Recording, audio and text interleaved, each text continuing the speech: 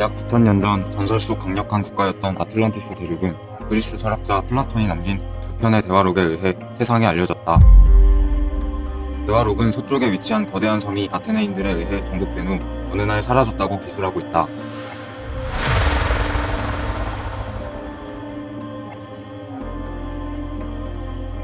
미지의 대륙 아틀란티스는 수백 년간 고고학자들이 탐험하기를 원하는 꿈의 대륙이었으나 누구도 그곳에 가지 못했습니다. 왜일까요? 아틀란티스 대륙이 어디에 있는지를 모르기 때문입니다. 여러분, 우리는 모두 행복해지기를 원합니다. 하지만 모두가 행복에 도달하지는 못합니다. 왜일까요? 왜 행복해지는 것이 이렇게 힘이 든 걸까요? 어쩌면 우리가 원하는 행복이 어떤 것인지를 몰라서일지도 모릅니다. 물론 부자로 사는 삶, 자유롭고 방해받지 않는 삶, 좋은 인간관계로 사랑받는 삶 등 여러 가지 떠오르는 것이 있으실지 모르겠습니다. 행복할 준비 되셨나요? 부자로 사는 삶은 어떨지 돈과 행복의 상관관계에 대해서 이야기해보려고 합니다. 화폐란 주조된 자유다. 도스토예프스키의 소설에 나오는 문장입니다. 어떠신가요? 주조된 자유라는 말이 참 통쾌하지 않나요? 화폐의 본질을 꿰뚫는 구절이라 무릎을 치며 감탄했습니다. 그렇습니다.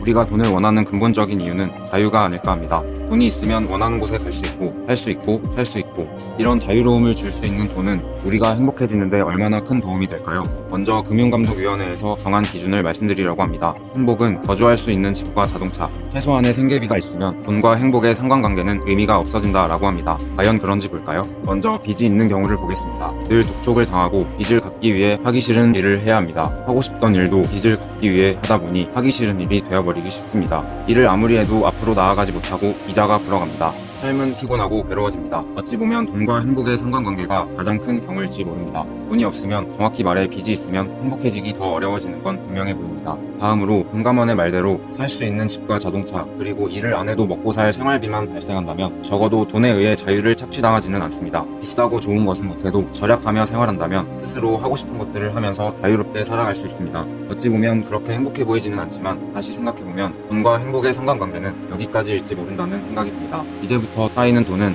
행복과는 관계가 없다는 게 금감원의 주장입니다. 여러분은 어떻게 생각하세요? 월급이 700만 원이 된다면 더 행복하지 않을까요? 1000만 원이 되면 할 수 있는 게 더 많아질 텐데 정말 전혀 조금도 더 행복해지지 않게 될까요? 많은 분들이 다른 의견을 내실 거라고 생각합니다. 그래서 따져봤습니다. 만약 월급이 1000만 원이 되면 어떻게 될까요? 생각만 해도 기분이 좋아지네요. 일단 차를 바꾸겠습니다. 아끼고 절약하며 살아야 하니까 벤츠 CLS 풀체인지로 월 230만 원 정도면 가능하니 큰 무리는 안 될 겁니다. 좀 더 가볼까요? 월급이 2천만 원이라도 되면 어떻게 할까요? 갑자기 집이 작다고 느껴지네요. 이사를 가야 하죠. 50평은 되어야 하는데 모아둔 돈은 없으니 대출로 보증금 끼고 월세 150만 원 정도로 결정했습니다. 안방에 아이들 놀이방, 아이들 자는 방, 안에 드레스룸, 딱 맞는 집을 찾았네요. 아이들은 사립초등학교로 전학을 보내야 합니다. 월 150이면 충분하니 크게 부담되진 않겠네요. 주변 동료나 지인들이 부럽다고 할 때마다 너스레를 떨지만 언젠가부터 조금씩 주변을 의식하게 됩니다. 어깨에 힘이 들어가죠. 어느 날 문득 이런 생각이 들지 모릅니다. 일을 그만두고 싶거나 일을 못하게 될지 모르거나 일을 그만둬야 하는 경우가 오면 어떻게 되는 거지? 답은 의외로 쉽게 나옵니다. 그만둘 수 없습니다. 계속 달려가야 합니다. 좋아서 자유로 구매하고 사람들과 맺은 인간관계의 굴레 속에서 언젠가부터 내가 좋아서 하는 게 아닌 주변의 시선을 의식하게 되어버리게 되었거든요. 차라도 일단 팔아야 하나? 할 수 없습니다. 주변에서 무슨 일 있냐며 파고들 테니까요. 집을 작은 방으로 갈까? 그럴 수도 없죠. 아이들이 얼마나 속상하겠어요. 장난감 방을 애들한테 다 뺄 수는 없습니다. 당신의 사랑스러운 아내의 드레스룸을 빼앗다니요? 사립초등학교에서 전학을 갈까? 아이의 미래와 바꿀 수 있는 게 뭔데요? 있기는 한 겁니까? 돈이 많은 것은 행복과 상관관계가 없다는 말에 동의할 수 없습니다. 왜냐하면 돈이 없는 것과 마찬가지로 돈이 많은 것은 행복해지기 어려운 상황을 만든다고 보기 때문입니다. 맞습니다.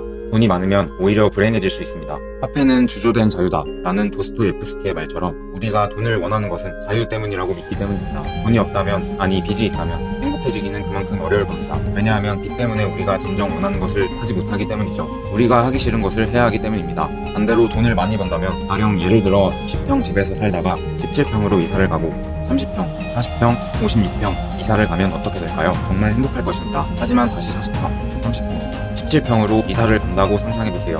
어떠신가요? 우리는 17평으로 다시 가지 않기 위해 하기 싫은 일을 해야 합니다. 늘 불안에 떨어야 할지 모릅니다. 믿고 싶지는 않지만 가볍게 지나갈 수 없는 문제 아닐까요? 우리는 행복해지고 싶고 그러려면 행복이 어떻게 생겼는지를 알아야 하니까요. 물론 부자가 행복해질 수 없는 것은 아닙니다. 행복이란 녀석을 꿰뚫어 볼 수 있다면 누구든 행복해질 수 있기 때문입니다.